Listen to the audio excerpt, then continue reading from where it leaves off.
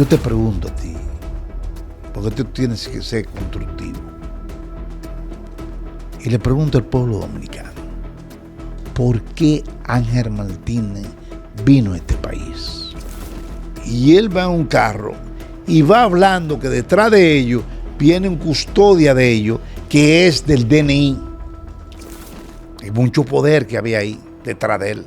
Porque tú crees que es Antonio Espaillá. No, ¿cuántas emisoras tenía él? Lo mismo que te estoy diciendo de los militares. Siempre entre los hombres hay una falda en juego. Recientemente, en la frontera, se dio un enfrentamiento entre militares dominicanos y pandilleros haitianos. Como resultado del mismo, un soldado dominicano herido y un subversivo del vecino país perdió la vida. El general Percival conoce la frontera mejor que la palma de su mano y nos va a dar unos cuantos datos inquietantemente reveladores. Adelante, general. Muy buenas noches, Adenori, gracias por la invitación. Primera vez que vengo a tu estudio de noche, porque esta grabación se está haciendo de noche. Sí, pero bueno, un día tenía que ser. Había que estrenar las nuevas remodelaciones y todo eso. Pues todo esto es muy bonito. Te felicito. Gracias. Adelante, general. Esas rivalidades entre los militares dominicanos y los militares, podemos decir, o pandillas haitianas, porque para mí es una fuerza, podríamos decir, rebelde al sistema político de Haití, pero están con un mando y control desapercibido por el gobierno, pero es una fuerza rebelde. Hoy en día, mira, Neuri, el 70% de los soldados que mueren o han muerto en la frontera, el 70% es porque están metidos en negocios raros. Lo quiero afirmar por las informaciones que he recibido. El 70%. El 30% de los que han perdido la vida en la frontera se ha cuantificado que es por problemas de falda, rivalidades que se poseen las mujeres entre los haitianos y los guardias dominicanos. ¿Y qué mujeres son? ¿Dominicanas haitianas, haitianas dominicanas o...? Viceversa. Hay haitianas y hay dominicanas. Ok.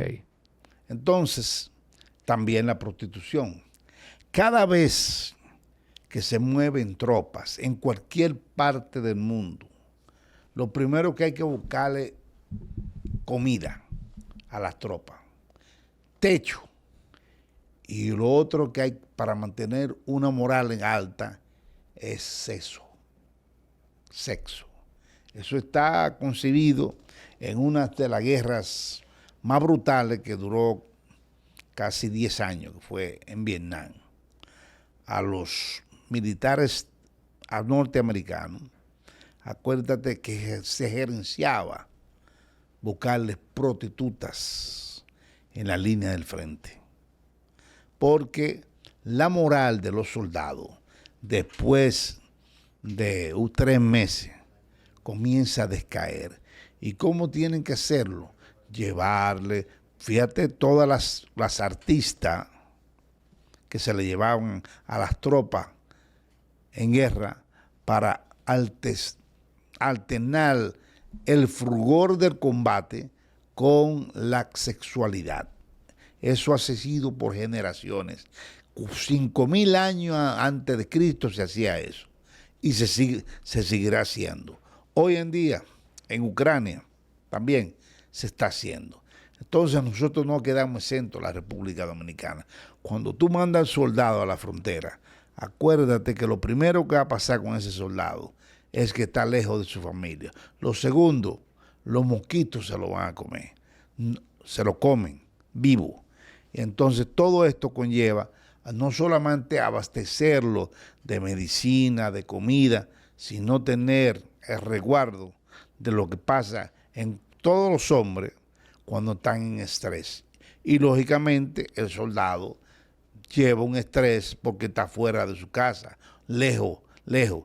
Pero esto conlleva a una indisciplina también, porque la moral y la indisciplina comienza a tambalearse entre las tropas que están en servicio lejos de su guarida. Pero, en base a lo que usted revela, disculpe, general, y esto es importantísimo, usted está diciendo entonces que cuando se da un conflicto entre bandas haitianas y militares dominicanos, no necesariamente obedece a un tema de desobediencia, sino básicamente a un tema pasional. Pasionales y también negocios sucios, droga. Los últimos, vuelvo a decir, el por ciento, 77% es causado por eso.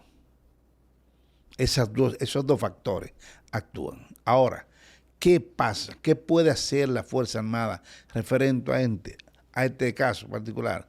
No pueden hacer nada, porque no hay motivación para engendrarle dentro de su espíritu el fervor y mucho menos a una fuerza rebelde, indisciplinada, como son las bandas de haitianas. Imposible. Cuando usted escuchó el tema de los kenianos, ¿usted tenía alguna esperanza de que esos kenianos iban a dar pie con bola? Imposible en la vida. 100, 400. 400, 200, 1000 no van a, al contrario, van a traer más problemas. Y ya se está viendo que quieren salir de Haití, porque vienen, quiero que son los nigerianos que van a venir a sustituirlo a los kenianos. O sea, no van a dar pie con bola. 400 hombres. Han matado unos cuantos kenianos ya. Han herido unos cuantos también. Y fíjate tú, yo me recuerdo, aquí yo era un jovencito de 6 años. Y yo me recuerdo que la tropa norteamericana de la 82 División, que vino al país nuestro, frente a nosotros, ahí el Colegio San Francisco de Asís, se mudaron los norteamericanos. Y murió un jovencito que estaba por las persianas del colegio, y un soldado le apuntó y se le llevó el cráneo. Me recuerdo como ahora. Jovencito apenas de 10 años. Pero eso no es todo. ¿Qué hacían los norteamericanos con las mujeres dominicanas? La pedían y la escondían dentro de la guarida, dentro de la trinchera, y amanecían con ellas. Pues yo vivía al frente y ellas salían. Y yo me daba cuenta de eso. Apenas un niño de 6 años. Plena Revolución de Abril. Y ahí estaba la 82 Divisiones, que estuvo destacada casi por 6 meses en el Colegio San Francisco de Asís. Te estoy dando datos y me acuerdo como ahora que eran prostitutas que ellas pedían. Pero ¿para qué se utilizaba esto? Y esto en todos los ejércitos pasa eso. Pero no ahora. 5.000, 6.000 años antes de Jesucristo. Para tú mantener una tropa fiable, tú tienes que partir de que necesitan el sexo. Necesitan el sexo. Uno de los primeros botines que hacían los romanos era repartirse las mujeres que ellos hacían prisioneras. O en la Segunda Guerra Mundial, ¿qué pasó? Con las rusas, cuando avanzaron en Kursk.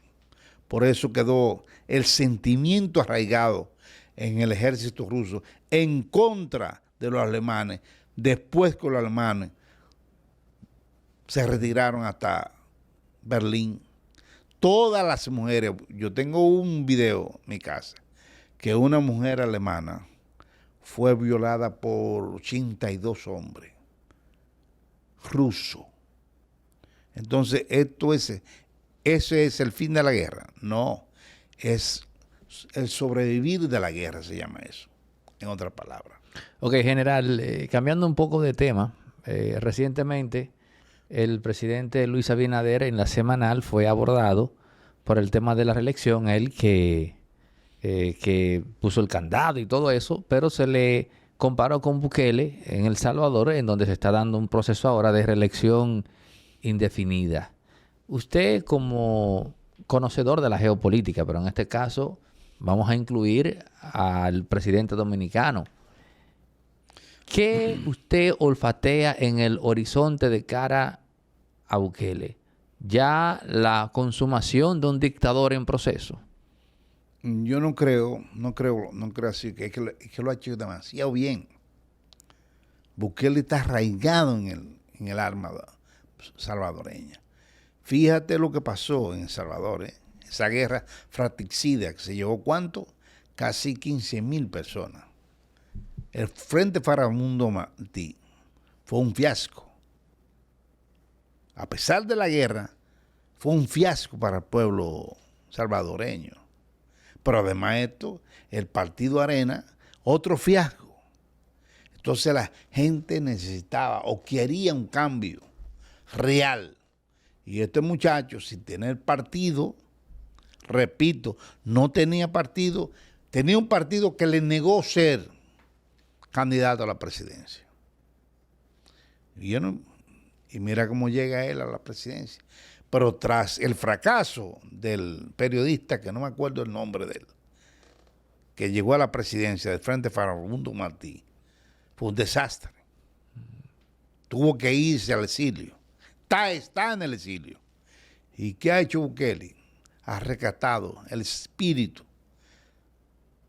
podríamos decir, de la voluntad combativa, no con un fusil, sino a través de la democracia. Y creo, particularmente, que lo ha hecho suficientemente bien en El Salvador, de rescatar un país que estaba en un desastre total con las bandas, la Mara, la Salvatrucha. Y hoy en día tú puedes ver que lo que ha pasado en El Salvador más que otra cosa. Mirando, porque la Mara Salvatrucha participaron en la revolución con el Frente Faramundo Martí. El primer cerco que le dieron a la capital de El Salvador, que llevaron la guerra de la montaña al pueblo, y ahí fue que el Partido Arena, el presidente, tuvo que pactar con el Frente Faramundo Martí y arreglar el problema de la guerra en El Salvador. Esto conlleva a este muchacho, joven, con una alcaldía que la hizo bien, lo conllevó a llegar al presidente. Ahora, en la República Dominicana, que es lo que tú me estás preguntando, el presidente Abinader no ha hecho el cambio que él quería hacer. El país le ha quedado grande. Él no estaba preparado para gobernar un país como este. Y lo quieren comparar con Bukele. Él no va a poder. Ahora yo, Rafael Pérez, en mi adentro, sostengo y digo que Abinader se va a reelegir. Va a cambiar la constitución, igual que lo hizo Bukele, pero Bukele tiene apoyo casi del Senado completo en El Salvador.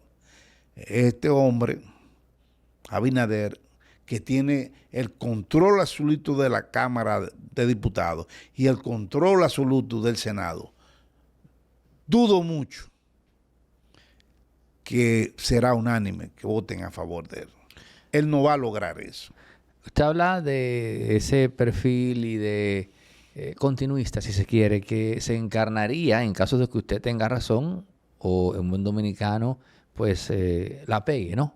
Porque usted está diciendo algo muy arriesgado. Usted está diciendo que él va a cambiar algo que él hizo, que fue ponerle un candado para que nadie se reelija. Él no va a hacer eso. Él no va a poner el candado a nada. Se lo puso ya, general. No. Espera. Paciencia. Él va a reelegirse. No hay forma que no se reelegirá. Todos los problemas que han suscitado en el PRM, con todos los candidatos, creo que son 11 candidatos. Eso nunca se había visto en este país. Y ojo, Horacio Vázquez, que extendió su mandato.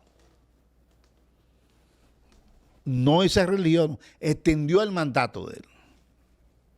Y porque alegó que la Constitución era obsoleta, y un lío entre ellos ahí. Y eso llevó a que a una fuerza poderosa, Horacio Vázquez, que entra el mal. Y entró el mal. No mar, sino mal. ¿Por qué? Porque hubo un guardia auspiciado por el americano, fingió con los políticos de turno un golpe de Estado y una fuerza avasalladora que vino de Santiago, tomó la capital y ahí mismo Horacio Vázquez se tuvo que exiliar en la misión militar americana. Y eso conllevó a una nueva elección, a poner un presidente de papel, que fue Rafael Estrella, y ese Rafael Estrella fue engañado por Trujillo, porque se fue que vino con las tropas de Santiago a la capital. ¿Y quién asumió el mando? Que ya estaba hablado, que era Rafael Leonidas Trujillo que iba a asumir el mando. Eso va a conllevar a muchas cosas en el país. La turbulencia tú la puedes olisquear que huele en el país. Las conspiraciones que hay tras bastidores de muchos políticos en el país, tú la puedes olisquear dentro de su mismo partido. General, hay una investigación que se está haciendo en torno a la desaparición por poco más de 72 horas de un joven periodista del Nuevo Diario, Eduardo Ramírez. Y lo primero que es como sin explicación es cómo la policía que tenía a este joven detenido, tomando en cuenta que es precisamente la policía quien trabaja con este tema de la gente desaparecida, haya tomado tanto tiempo para decir, él está aquí en el NACO, él está aquí en un destacamento de NACO. A mí eso me parece... ¿Cuántos días? Él duró poco más de 72 horas desaparecido. Entonces... Pero O sea, todo el estás tiempo, hablando de 3 días. Casi. sí, pero todo el tiempo él estuvo en el destacamento de Naco. Y lo negaron que él estaba ahí. No, después, él está aquí en Naco. O sea, a mí en particular me surge preguntarme qué rayos estaba pasando entre los miembros de la policía de Naco, de ese destacamento, y ese joven. Después salió el tema de que él estaba que él no estaba corriendo, que eso era mentira, que él estaba con otros jóvenes en otros menesteres en la noche, ahí en el Centro Olímpico. En fin, el punto es que a la policía no le quedó más remedio que investigar el caso. ¿Usted qué olfatea ahí? Mira, a mí me gusta, Aneuri, siempre ir al pasado. En el 2022, a mí me llegó un caso de un joven que se llamaba David de los Santos. No sé si tú te acuerdas. El de Aguaramol. Muchacho, El de Aguaramol no fue ese. De Aguaramol. Sí. Ese muchacho, yo lo conocí joven cuando iba al supermercado nacional, que yo vivía en Los Prados, y yo iba a comprar, y el empacador en la mesa donde te cobran, él trabajaba ahí. Era jovencito, no era tan corpulento como se puso. Pasaron aproximadamente 6 años y un día voy y pago, y cuando me dicen, te vi defendiendo, porque yo llegué a ser abogado de uno de los inculpados, no voy a recibir el nombre. Entonces lo primero que cuando yo fui a la carcelita allá a Ciudad Nueva, la familia, la hermana me pidieron que yo fuera a verlo, y lo fui a ver. Entonces hablé con ese oficial y le pedí que me dijera, por la experiencia que uno tiene, lo que había ocurrido, y le pregunté que si él era culpable del caso del asesinato vil de David de los Santos. Vil. Actuaron policía para mí y también actuaron presos, le pagaron a los presos.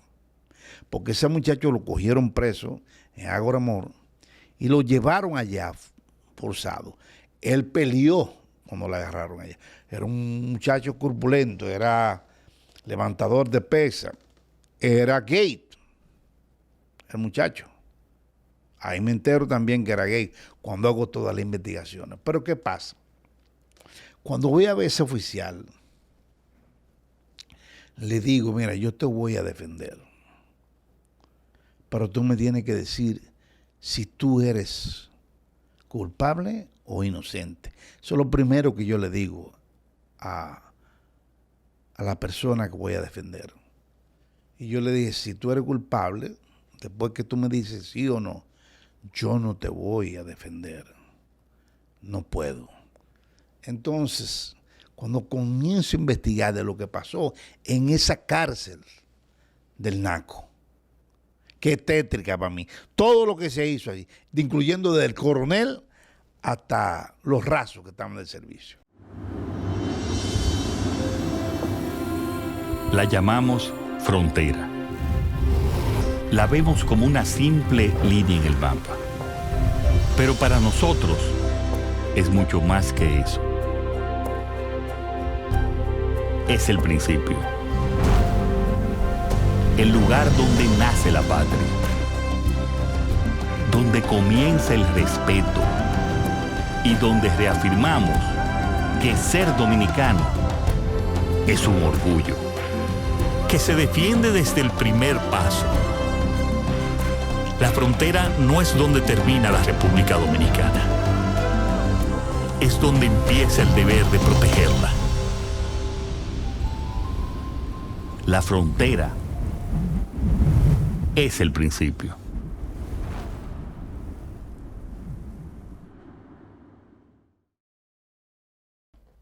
Incluyendo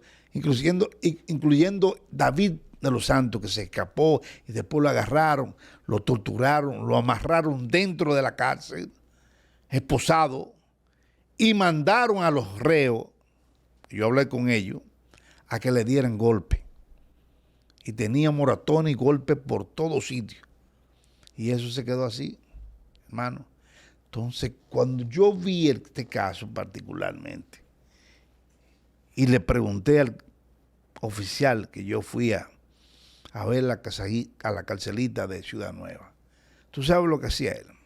Lo primero, cuando tú investigas a puerta cerrada, mirándolo a los ojos, y tú le haces preguntas a un reo, y el reo hace así y mira para arriba por la experiencia que uno tiene, buscando la respuesta, te está hablando mentira.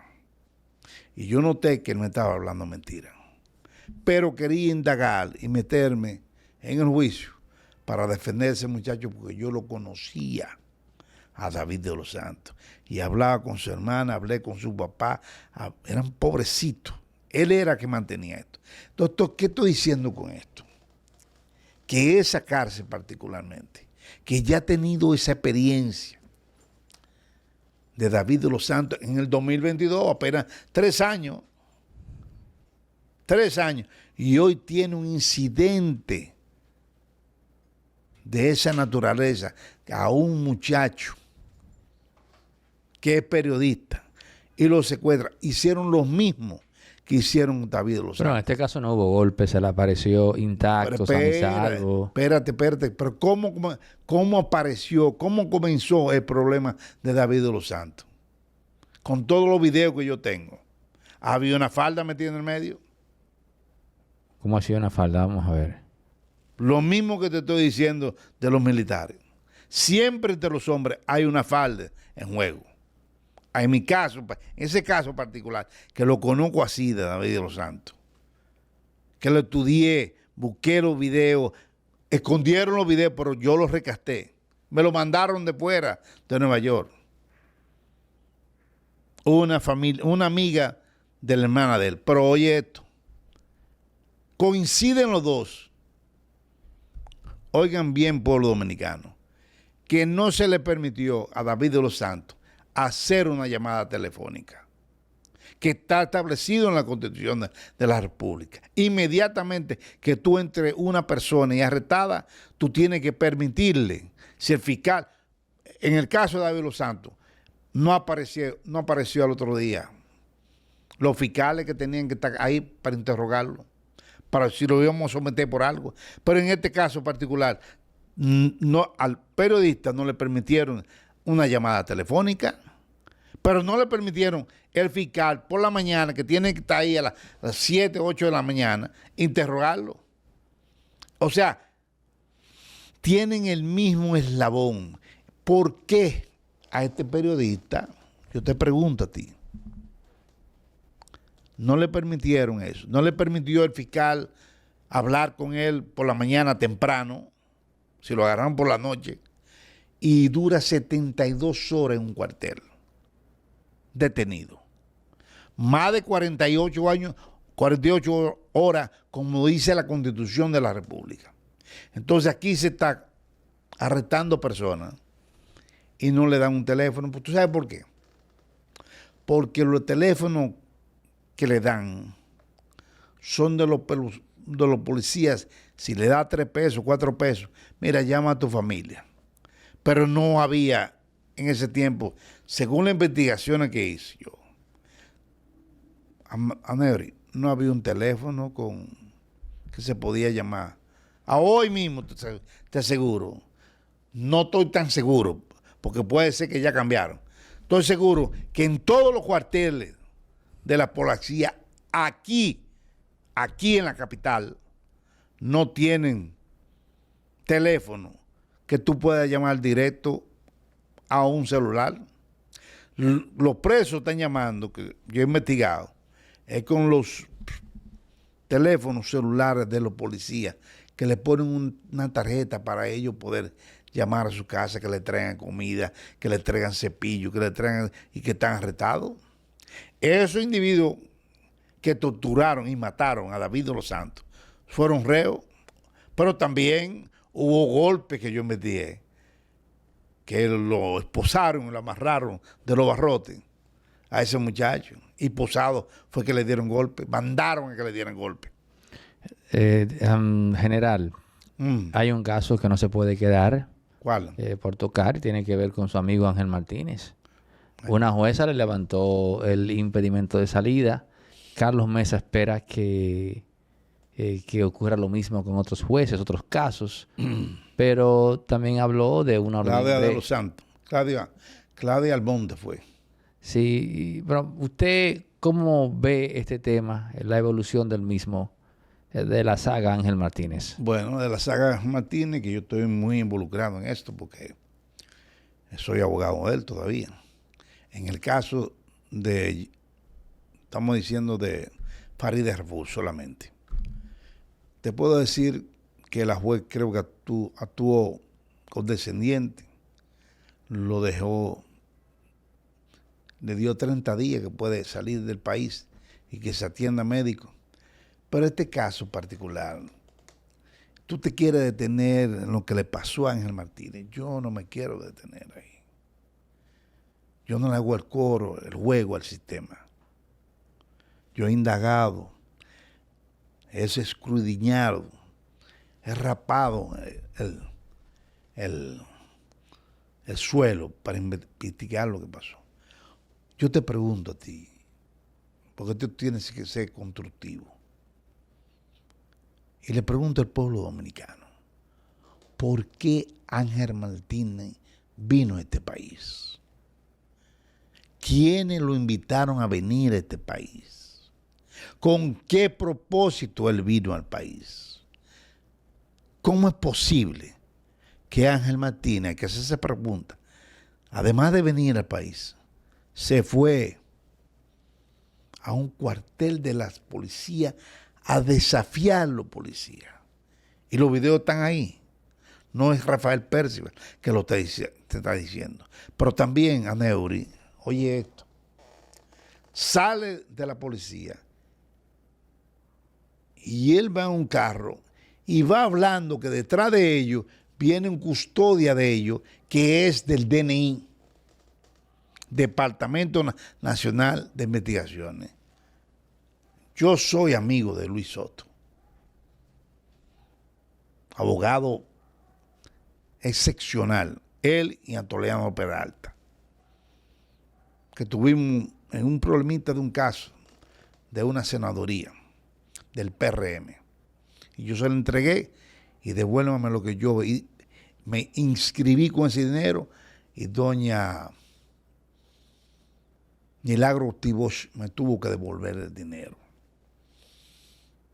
Bien, pero no quiero hablar de eso, quiero hablar del problema de que Ángel Martínez, tengo el video, diciendo, mire que nos está custodiando y él como le gusta, porque se vuelve loco con una cámara, hablando y graba al carro. Y yo te pregunto a ti, las preguntas todas las que he hecho, 4, tengo más todavía, pero me las voy a reservar. ¿Cómo es posible que Martín tuviera una escolta del DNI? ¿Cómo es posible eso? Yo quiero que me digan, porque no es solamente quedarme con Ángel Martínez, entonces hacer show farandulero que hemos hecho. Un show. Bueno, pero en general, la huelga de hambre no fue un show, la huelga de hambre. No, yo digo lo otro, de los juicios. No, yo estuve ahí y lo ayudé y le llevé su medicina y todo esto, pero le he hecho preguntas y me ha contestado. Yo tengo la respuesta. ¿Quién trajo a Ángel Martínez? Porque Ángel Martínez es loco de venir desde Nueva York para acá a entrar a este país, con todo lo que él había hecho, que lo sabía. Y le dijeron, ven que no te va a pasar nada. Lo que le dijeron. Y que Ángel Martínez me ha confesado. Ellos son los responsables. Y quiero decir 3 nombres en tu programa. 3 nombres. Eddie Olivares, Amadeo y Luis Soto. Esa gente tiene que decirle a este país lo que pasó. Ahora, todo, comenzando por el primero, Eddie. Mira, un hombre brillante, sano, bueno, pero fueron engañados. El otro, Amadeo, también abogado, excepcional, buena persona, engañado, porque le prometieron una cosa. Él vino a hacer un trabajo a este país. Repito lo que estoy diciendo. ¿Pero qué tipo de trabajo? El trabajo que él hace, espionaje, investigación. ¿Lo trajeron para qué? Lo trajeron, venga, que usted está. Le ponen una escolta de DNI, de un carro con 2. Ayer teníamos el carro, detrás de mí yo lo tenía. Todavía lo tiene, por seguridad de él ahora. En aquel entonces, también por seguridad de él se lo pusieron. Pero la gente no analiza la cosa. No, que está loco, que si que se enfermó, que si o qué. No, vamos al génesis del problema. Porque el problema es grave. Está involucrado la fuerza de seguridad del país. Y no entienden eso. Porque yo no me voy a quedar con Ángel Martínez solamente. Yo investigué. Y también el abuso que se ha usado contra él, que por eso es que nosotros nos hemos involucrado, porque se ha abusado y se le ha faltado respeto y los derechos de él han sido esquilmados. Entonces la gente no entiende que nosotros tenemos que ir más allá del objeto translúcido que hay en la cartera. No podemos. ¿Cuál es ese objeto translúcido? Hazte la pregunta. Tú eres inteligentísimo. No me hagas ni decírtela. Tú eres inteligente, dime. Dime. El todo objeto lo que yo te translúcido. Sí. Todo lo que yo te he dicho. Analiza y el rompecabezas y hazlo. A él le pagaron dinero para que viniera a hacer un trabajo aquí. ¿Y a quién iba a investigar? ¿A un empresario? No sé porque los datos yo no te los puedo soltar, pero este juicio de Ángel, que solo se ha circunscribido en decir que Ángel difamó a fulanito de tal, a fulano, sí, todo eso está bien. Pero los jueces yo quiero que digan, ¿pero por qué usted vino aquí? ¿A qué usted vino aquí? ¿Por qué usted tiene una escolta de un carro detrás de usted, del DNI? Dígame, ¿quién lo hizo venir a este país? ¿Por qué lo hicieron venir? Eso es lo que yo quiero, que un juez le pregunte a Ángel, no de la difamación. Ah, ¿por qué difamación? Fulanita está, la ministra de Interior. Ay, perfecto, eso está perfecto. Pero la ministra de Interior se ha portado como debería portarse, en estos casos particulares, saliendo de su trabajo para atender a esto, pudiendo ella mandar un representante. Y yo tengo un abogado que me dice, para calmar las ánimas de los que pasaron en Jet Set, murieron en Jet Set, mira, de tu amigo Antonio Espaillá. Él es abogado, Miguel Valerio de él. 30 años, buen abogado, tremendo. Pero hay que pagarle mucho cuarto. ¿De dónde saca Farideh Raful? De su trabajo para pagar ese abogado. O de las corporaciones que hay. O de las arcas del Estado. Eso yo lo quiero saber. Como abogado. Pero no, además de esto, ese abogado, digo, estoy hablando con nombre, Miguel Valerio, hizo un video que él fue a la casa de Farideh y que estaban en sollozo por lo que había pasado. Y yo entiendo que sí, que es verdad. Y me duele porque yo soy amigo de Tony Raful, el papá de Farideh Raful. Muy amigo de Tony. Una leyenda en este país. Entonces, yo me extrañé. ¿Tú sabes por qué? Porque él fue, el Valerio, y estaban en sollozo los niños llorando. Ay, sí, Valerio, es verdad. Pero yo te quería. ¿Y cómo están los familiares, los niños huérfanos, que quedaron sus familiares, sus padres muertos en Yese, y tú eres abogado de esa gente?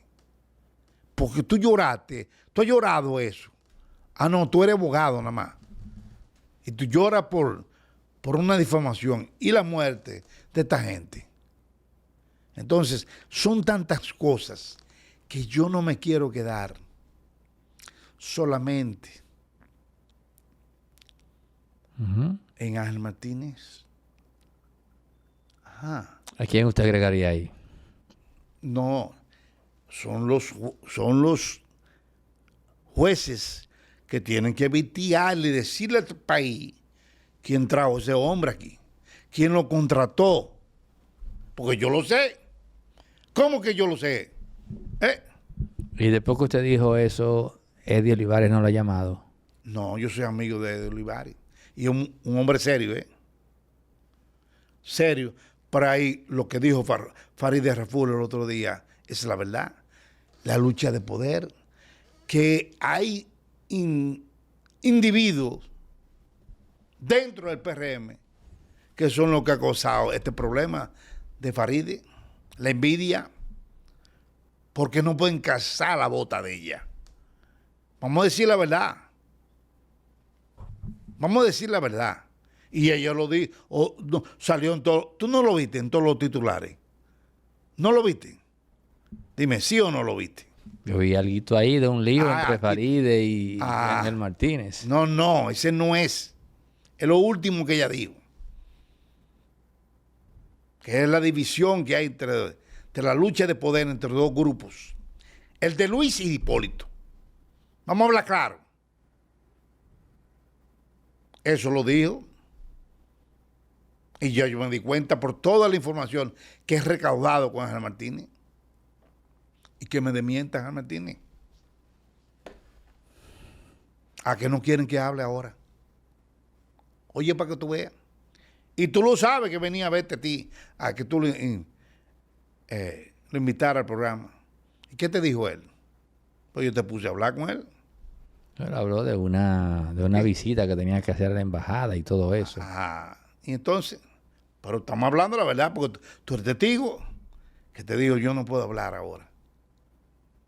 Y a mí mismo me lo dice. Entonces, para que ustedes sepan, dominicanos, que lo que ustedes ven así en el aire, como el de periodista, lo que pasa con el periodista ese, y lo de Ángel Martínez, que son los 4 temas que nosotros hemos tocado. ¿Teme usted que en algún momento Rosalba Ramos, la fiscal del distrito, lo llame? Porque ella está investigando una red de extorsión y chantaje Yo en no la cual estoy ahí. usted está... Yo no estoy ahí. Yo no estoy ahí. ¿Usted no está ahí? No. Yo sé quién hizo eso. Eso fue hecho en Nueva York. Y es un abogado. El mismo abogado que hizo la trama. ¿Tú sabes para quién? Con el hijo y la familia y todo. De Roque para allá. Y es de Santiago el abogado. Y yo sé hasta quién dio el dinero, a quién se lo dieron.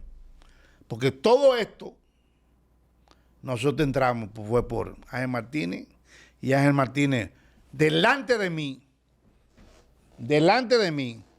y delante de Roque, dijo cómo fue toda la trama.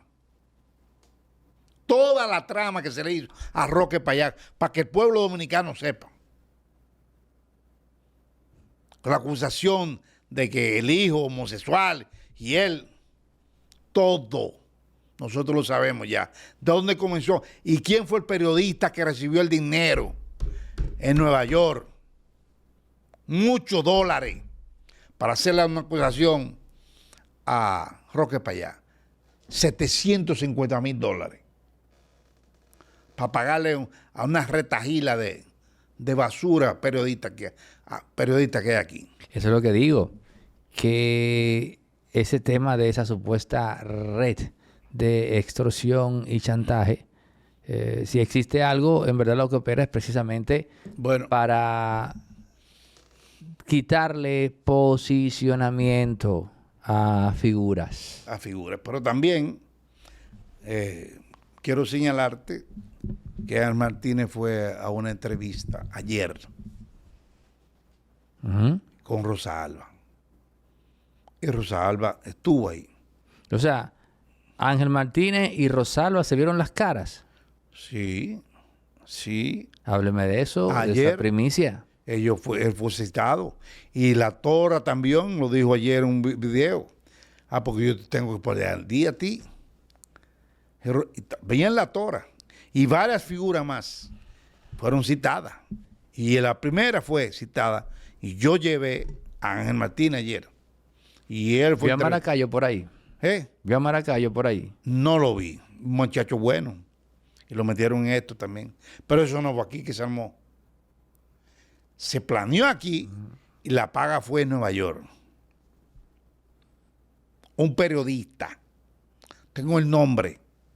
Deme las iniciales. No te voy a dar ninguna inicial. No, yo hablo esperando el momento.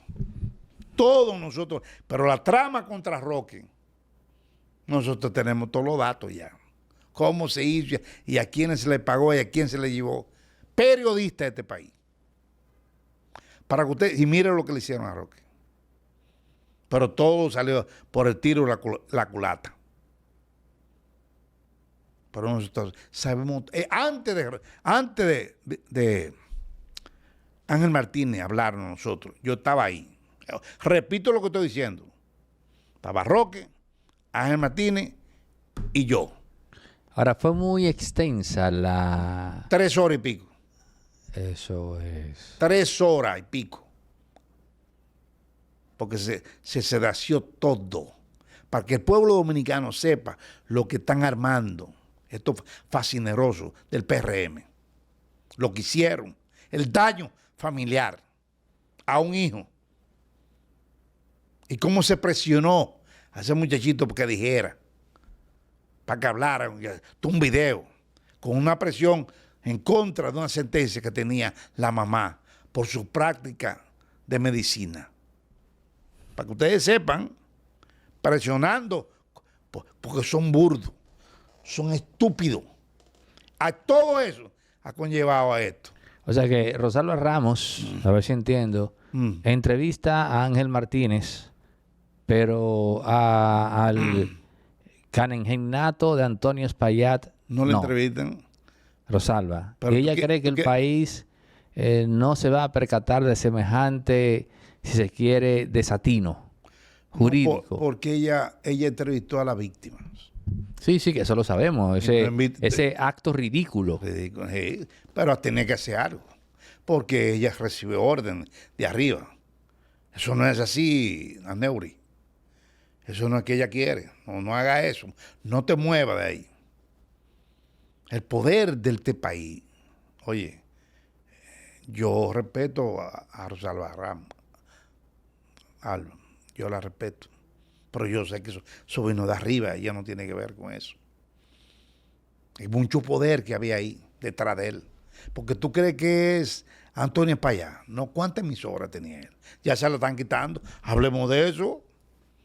Hablemos de lo que están quitándole las emisoras ya que han salido del RCS Media. ¿O tú no sabes? Eso claro que lo sé. Ah, ¿tú no sabes?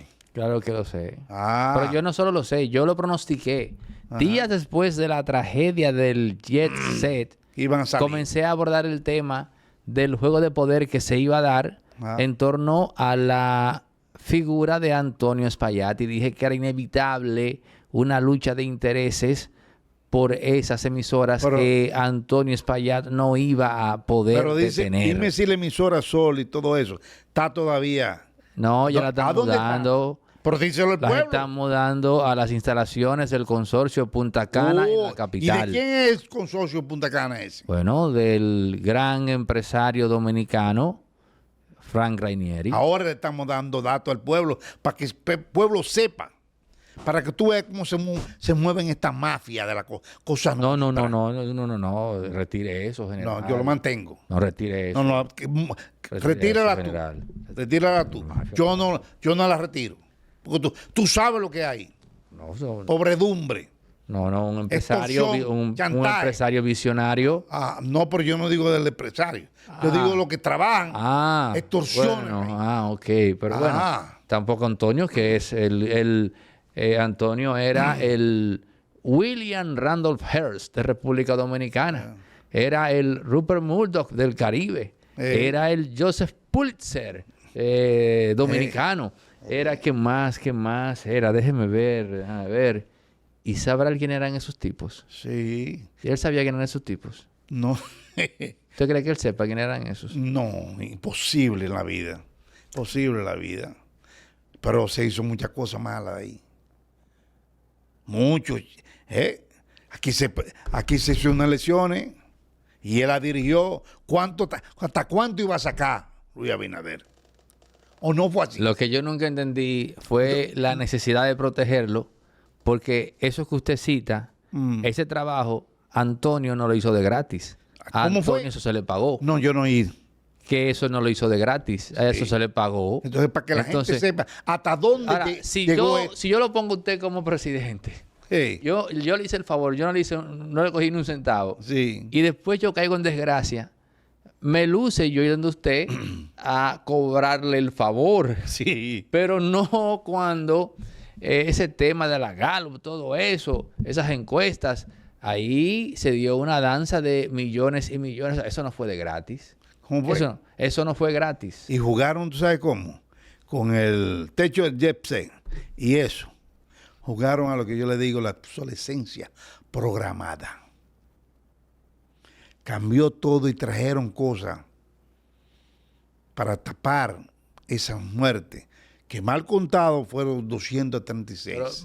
Pero ahí está, tiempo. Ahí está, espérate, porque te tenemos que decir, ahí está el abogado. Tenemos tiempo suficiente para hablar del canengenato de Antonio Espaillat. No, sí, pero oye, ahí está el abogado de buscar los cuartos que se han robado los ladrones de este país. Tenemos tiempo suficiente para hablar del Sergei Nechayev dominicano. Sí. Pero le pregunto a usted, cuando Ángel Martínez sale de su entrevista con Rosalba Ramos, ¿qué le dice a usted? Feliz. Es dura la mujer, muy dura. Feliz salió. ¿Por qué? Dígame. Feliz, porque se hablaron muchas cosas ahí. Y le dijeron que ese esquema que hicieron aquí, de muchos periodistas, muchos periódicos también, que pusieron fotos de individuos, que eso fue un desastre, un disparate. Acusar por extorsión y chantaje a gente. Yo no tengo por qué estar ahí, porque total yo no soy periodista. No, no, pero comunicador y todo. Porque nuestro amigo y hermano, el muchachito, que yo digo que increíble, que hasta perdió el carro y ahora anda en un motorcito. ¿Quién? José Maracayo. Pero usted está informado que... ¿Cómo es? Ah, que yo estoy qué. Sí, sí. Bebé de mi fuente para que tú sepas. Calladito, mira. Ah, que yo estoy bien informado. Oh. Eso lo armaron ellos.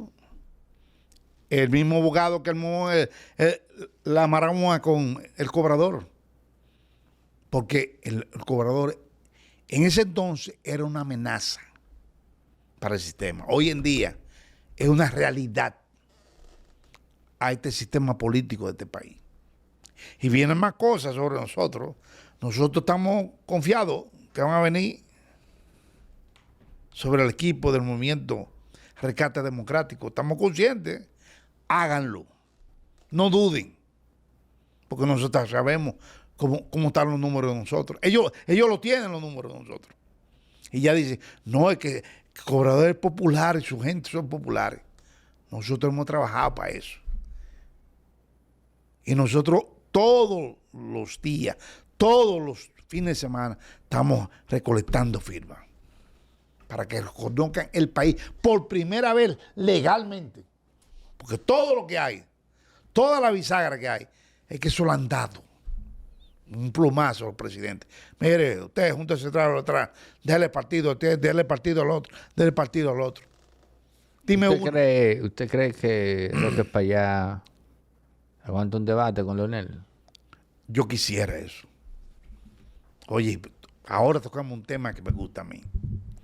Mira, yo quisiera un debate con Roque Payá, porque te puedo asegurar, con la humilde capacidad intelectual que tengo, conozco el discurso del profesor Leonel Fernández, pero conozco el intríngulis, la experiencia en el Estado y la capacidad académica y la profundidad que tiene Roque, que no la tiene ningún político de este país. Lo conozco casi a todos. Ok, un debate político entre su amigo Roque Payá y su amigo Guido Gómez Mazara. Ahí sacan chispa. Pero te voy a decir algo. Roque conoce más el Estado que Guido Gómez Mazara. ¿Pero cómo va a ser, general? Perdón. Tú me preguntas por qué, cómo va a ser. Yo te voy a dar por qué. Adelante. El Estado, siendo un mozalbete, yo no sabía eso, lo supe yo hace apenas 2 años, 3 años, hablando todos los días por la mañana con él, es que me entero. ¿Con Roque? Sí, que él era el ahijado, aventajado. ¿Tú sabes de quién? De Guaroa Liranzo, que era el que manejaba en sí el Estado Dominicano. No era Balaguer. Balaguer le daba instrucciones. Y él y ahí me entero que él iba y le pedía recomendaciones, le planteaba todo Guaroa Liranzo. Y Guaroa Liranzo se preocupó por formar a Roque Payá. Eso es el sedazo que yo he podido sacar hablando con él. Yo no conocía a Guaroa Liranzo, pero viendo las cosas y cómo conoce el Estado Dominicano, la historia dominicana, cómo la conoce, te puedo asegurar que sería interesante. ¿Tú sabes qué? Tú estás pudiendo separado. No, el pueblo debe. Yo quiero estas 3 personas para un debate. Para mí, lo más definido político que hay en el país. Leonel Fernández, Guido Gómez Mazara de PRM y del MRD, Rescate Democrático, Roque Payá. Mira, ¿Y dónde usted deja a Ramón Alburquerque? no, porque no va a ser candidato a la presidencia. Los 3 que yo te he mencionado, sí van a ser candidatos a la presidencia. Pero si Ramón tuviera como candidato a la presidencia, yo pusiera a Ramón también. No lo voy a esquimar. Al contrario, Esto tiene que crecer. Este país tiene que adelantar al IA. ¿Tú sabes lo que es el IA, no? Ujú. ¿Sabes? ¿Dígalo usted? No, yo no sé, dígalo usted. Tú sabes. Dígalo usted. Inteligencia artificial. Que tenemos que estar ya a nivel de eso. Toda la juventud de este país. Solamente lo va a lograr con esos 3 individuos que lleguen, uno cualquiera que llegue a la presidencia. Ahora, lo que yo he visto de todo ello, lo que conozco de estos años, Roque para mí es más preparado intelectualmente. Y te lo dije una vez y me dijiste tú a mí. No, entonces lo trajiste un programa aquí y lo tanteaste. Y yo me di cuenta, yo estaba sentado allá afuera. Y mira, sacaron chip ustedes dos. Y tú eres de los comunicadores que yo he conocido en este país y que he tanteado, uno de los más excelsos eres tú. No, gracias. ¿No? Por tu preparación académica. Autodidacta. Autodidacta, sí, así mismo. Y sé que, y me consta a mí que lo eres. Entonces, el país necesita avanzar. ¿Usted cree que un presidente necesita indefectiblemente ser intelectual o aquello, como decía Platón en la República, del rey sabio o rey filósofo, Sí. o viceversa, el hecho de que el filósofo rey, pero en No. todo caso sabio? No tiene que ser un Sócrates, un Plutón, un Aristóteles. El ejemplo que nosotros comenzamos este programa fue con Nayib Bukele. Nayib Bukele no es un intelectual. Sin embargo, mira lo que ha hecho en El Salvador. No necesariamente.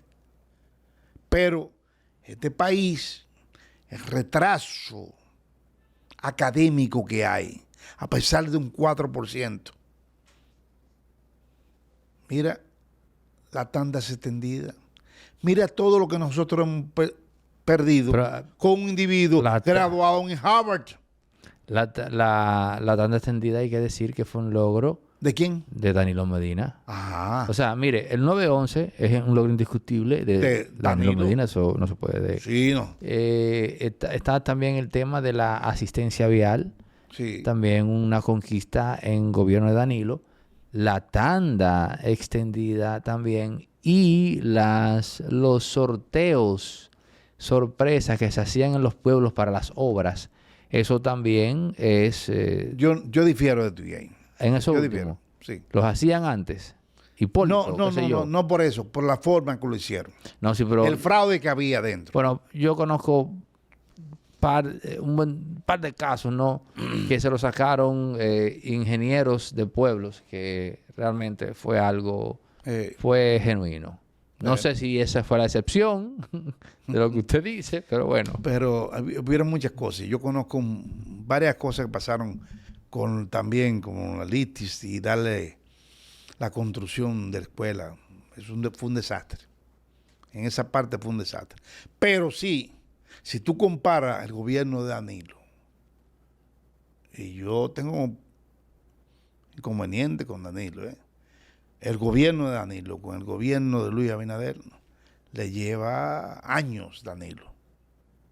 No se hizo todo lo que se tiene que hacer, pero se hicieron cosas que hoy en día tú te quedas extrañado, mano. A nivel de educación, en el suelo nosotros estamos.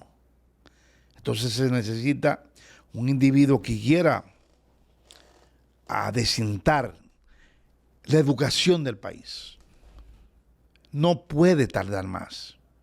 Nosotros hemos retrasado, yo calculo que 14 años. Y hemos hablado con el cobrador. Mira, el cobrador tiene una de las cosas más importantes que el pueblo debe conocer del cobrador, que el cobrador tiene un plan. Tú ves todos estos políticos, a Lionel, y no tienen planes. Este hombre sabe dónde va a poner, por ejemplo, el Ministerio de Defensa, que no lo va a poner en la capital. Lo va a llevar para restauración. El Ministerio de Medio Ambiente, ¿dónde lo va a poner? En San Juan de la Maguana. Y yo le pregunté, ¿por qué en San Juan? Y me dice, ahí confluyen 20 ríos, Percival. ¿Cómo? Y ahí está todo San Juan de la Maguana, con los dos pilares que nosotros tenemos del oro nuestro. Que no es solamente Cotuí, es ahí.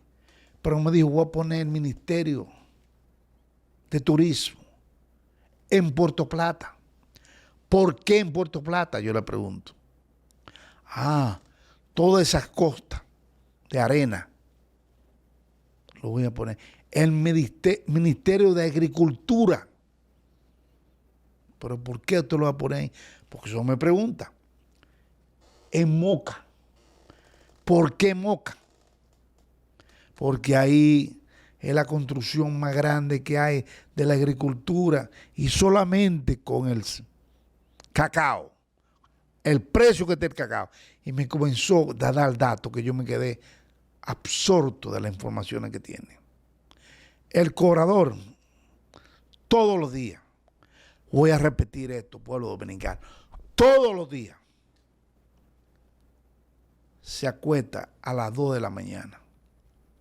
Después de, nada más duerme 4 horas, buscando información. Y yo lo he visto en el celular. Está levantado. Y le escribo, duerma un poco, duérmase. Y vuelvo. Y a las 2 horas, vuelvo otra vez. Y a las 7 de la mañana, 7:30 de la mañana, está en el nido, en el cuartel general. Y comienza a hablarme de lo que investigó. Te habla de cualquier tema. Y eso que tú planteaste del debate, yo lo quiero ver. Y veremos si eso se da, porque lo manipulan también. Tu amigo Antonio Espaillá y el CONEP y toda la lacra que hay en este país no le permitieron al cobrador estar en el debate. Luis, Abel y Leonel. Y las preguntas preparadas que me desmientan. Yo no quiero preguntas preparadas. Yo quiero que cada uno hable y con un bolso se saque la pregunta y que ellos hablen. 400 preguntas metidas en una funda. Sácala usted. ¡Guap! Y eso va a engrandecer este país. Solamente con eso. Y estoy seguro que muchos intelectuales van a apoyar esa propuesta. Bueno, una exposición sin desperdicio, la del general Percival. Gracias, general. Siempre es, si se quiere, un deber tenerlo acá en el set de Impolíticamente Correcto, en los estudios de Resorte Media, y inauguramos este nuevo estudio, o lo que hemos hecho aquí, con una participación suya. Por eso le pedí que esperara un poquito a que terminaran las grabaciones para que mi primera grabación en este update del set sea con usted. Y caramba, pasan cosas en nuestro país que solamente personas como usted, que tienen el conocimiento y la experiencia, y por eso me permito consultarle cuando hay casos. Yo le digo, yo sé que usted no sabe de esto, general, pero mire, aquí está pasando esto. El elemento es este y este. ¿Qué usted olfatea que ocurrió ahí? Porque dicen por ahí que más sabe el diablo por viejo que por diablo, ¿no? Y la sabiduría que el ser humano adquiere fruto de las experiencias de vida, fruto de ese pasar del tiempo, eso sencillamente no tiene precio. Lo que pasa es que tú no caminas. Vamos a ver. Mira cómo me estás riendo. Pero no, yo soy amigo tuyo y tú puedes contar conmigo cuando tú quieras. Para mí es un honor tenerte de frente a ti, hermano, porque hay pocos jóvenes maduros que tiene la experiencia que tú tienes. Son 43 ya, general. No, eres un joven, eres un muchachito. Pero mira, Esos ejercicios de pierna ayudan. no. Es ejercicio de cerebro. Y te voy a decir esto, Neuri. Ojalá que todos los comunicadores tengan la experiencia que tú tienes, mijo. Te felicito.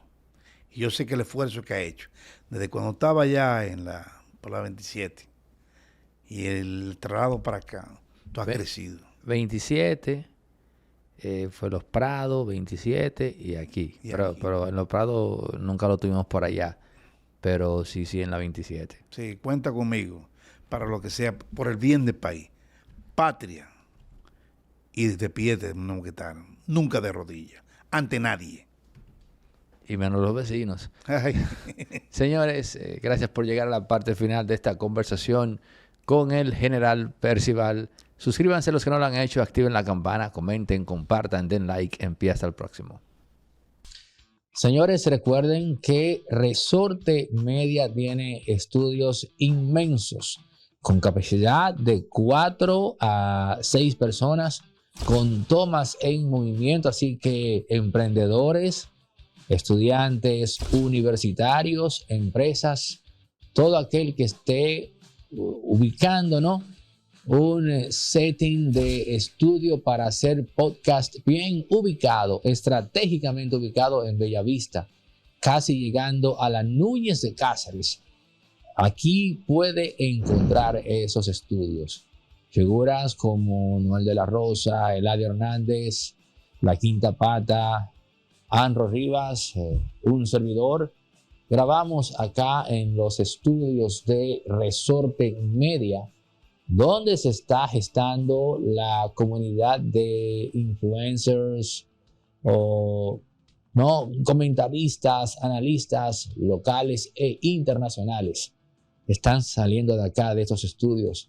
Remberto Pichardo, no se me podía quedar, Remberto, el buen amigo Remberto Pichardo, todos grabando acá en los estudios de Resorte Media. En el número que ves en pantalla ahora mismo puedes escribir y apartar tu cita para que vengas a conocer los estudios y los planes que tenemos de renta y alquiler de espacios desde 30 minutos en adelante, con capacidad para 4 o 6 personas. Tomas en movimiento, elaborando desde las 7 hasta las